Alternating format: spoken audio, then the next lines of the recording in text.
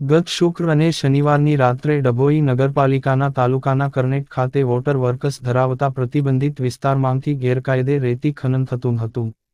ખાણ ખનીજ ખાતાએ આજરોજ સવારે ઘટના સ્થળની મુલાકાત લઈ કેટલું ખનન થયું છે એ બાબતે માપણી સાથે સ્થળ સ્થિતિ મુજબનું પંચનામું કરી આ ગેરકાયદે ખનન વિરુદ્ધ કાર્યવાહી હાથ ધરી છે.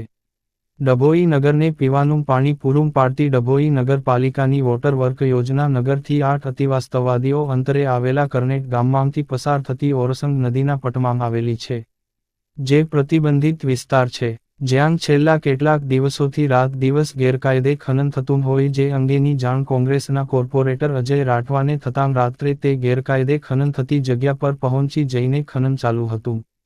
ત્યાં જ 100 નંબર પોલીસને ડાયલ કરી પોલીસ બોલાવી અજય રાઠવાએ જ 3 ટ્રકો ગેરકાયદે રેતી વહન કરતી ઝડપીને પોલીસને સુપ્રત કરી, જે પૈકી 2 ટ્રક નગરપાલિકાના પ્રમુખ બિરેન શાહની જ નીકળી હતી, જેને લઈને રાજકારણ ગરમાયું હતું.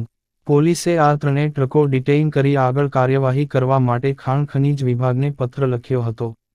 તે આધારે ખાણ ખનીજ વિભાગની ટીમને આજરોજ પ્રતિબંધિત વિસ્તારમાંથી થયેલ ખોદકામ કેટલા પ્રમાણમાં થયું છે, નીતિ નિયમો અનુસાર થયું છે કે કેમ તેની ચકાસણી માટે ખોદકામ થયેલ વિસ્તારની માપણી કરી સ્થળ સ્થિતિ મુજબનું પંચનામું કર્યું હતું.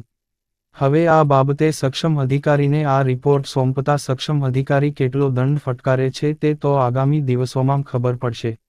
ડભોઈ નગરપાલિકાના પ્રતિબંધિત વિસ્તારમાં ગેરકાયદે ખનન અંગે માપણી કરતા ખાણ ખનીજ વિભાગના કર્મીઓ નજરે પડે છે.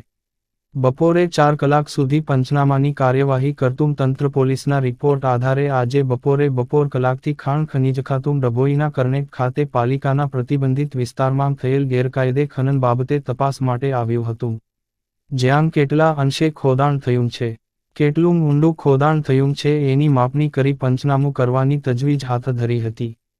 પરંતુ એ વિસ્તારમાંથી પંચનામા સહી કરવાવાળું પણ કોઈ ખાણ ખનીજ વિભાગને મળતું નથી.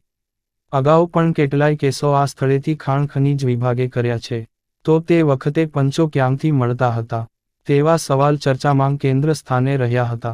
પ્રતિબંધિત વિસ્તારમાં ડભોઈ પાલિકા પ્રમુખની બેઠક ઝડપાઈ. ખાણ ખનીજ વિભાગે ગેરકાયદે ખનન અંગે રિપોર્ટ તૈયાર કર્યો. માપણી સાથે સ્થળ સ્થિતિનું પંચનામું કરી આ ગેરકાયદે ખનન વિરુદ્ધ કાર્યવાહી કરાશે. રિપોર્ટર ફઝલ રજા ખત્રી, GPK ન્યૂઝ.